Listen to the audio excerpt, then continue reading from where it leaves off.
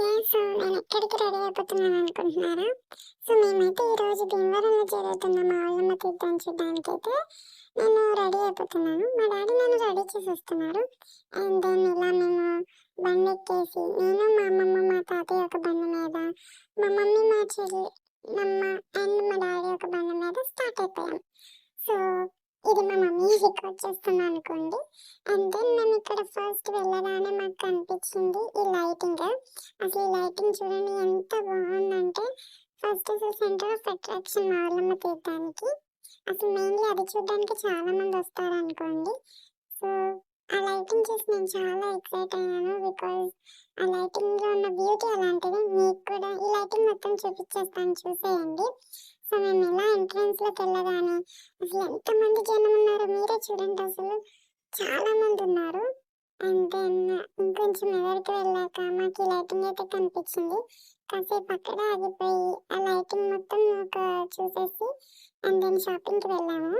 So, మీరు కూడా ఈ లైటింగ్‌ని ఒక లుక్ అయితే వేసేయండి.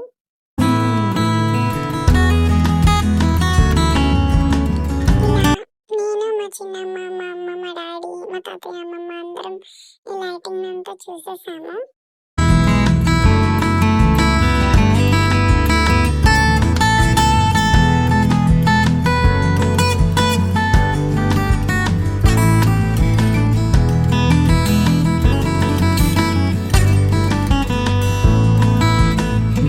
మీకు కూడా ఈ లైటింగ్ నచ్చిందనే అనుకుంటున్నాను.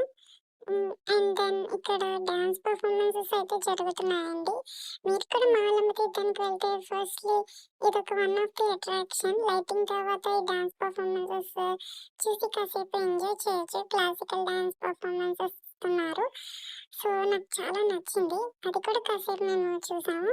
అండ్ దెన్ మళ్ళీ ఇంకొంచెం వెనక్కి వచ్చాక ఈ లైటింగ్ చూసామండి.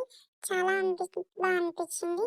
అండ్ దెన్ నాకు కొంచెం ఆకలేసింది. సో, మమ్మీ అందరూ కలిసి కొద్దిగా ఇలా స్నాక్స్ తీసుకున్నాము.